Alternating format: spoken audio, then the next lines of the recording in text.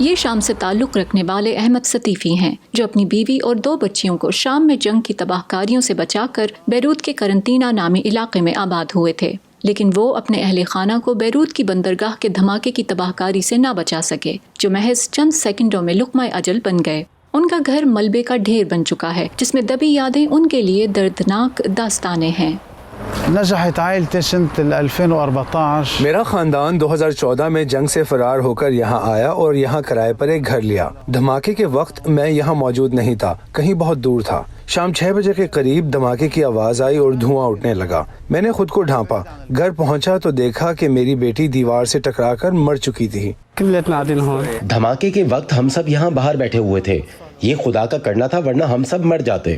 شام ہی سے تعلق رکھنے والے ادے قطان بھی اس محلے کے رہائشی ہیں، لیکن وہ اور ان کے رشتہ دار اس دھماکے میں محفوظ رہے۔ انہوں نے اس واقعے کی کچھ تصاویر سنبھال رکھی ہیں، لیکن انہیں دیکھنا کسی اذیت سے کم نہیں۔ یہ فریج اور سب کچھ ہم پر گر گیا، لیکن خدا کا شکر ہے کہ ہم بچ گئے۔ آپ نے تصویریں دیکھی ہیں نا؟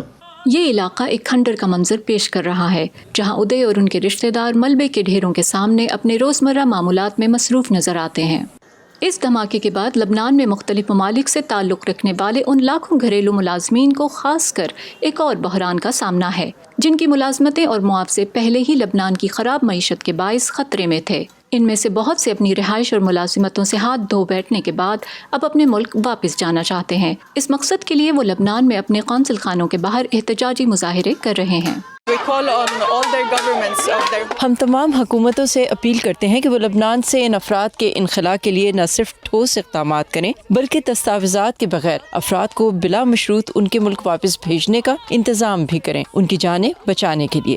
تاہم لبنان میں کام کی غرض سے داخل ہونے کے لیے رائج متنازع کفالہ اسپانسرشپ سسٹم کے تحت یہ تارکین وطن اپنے آجر کی اجازت کے بغیر کسی صورت بھی اپنے کانٹریکٹ کو ختم نہیں کر سکتے، کیونکہ ایسا کرنے سے لبنان میں ان کی قانونی حیثیت ختم کی جا سکتی ہے۔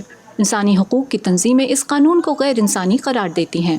بیروت دھماکے نے معاشی مشکلات اور سیاسی انتشار کے شکار اس ملک کے مسائل میں مزید اضافہ کر دیا ہے۔ اس سے متاثرہ افراد اپنے مستقبل کے بارے میں غیر یقینی کا شکار نظر آتے ہیں۔ فائزہ بخاری، وائس آف امریکہ، واشنگٹن۔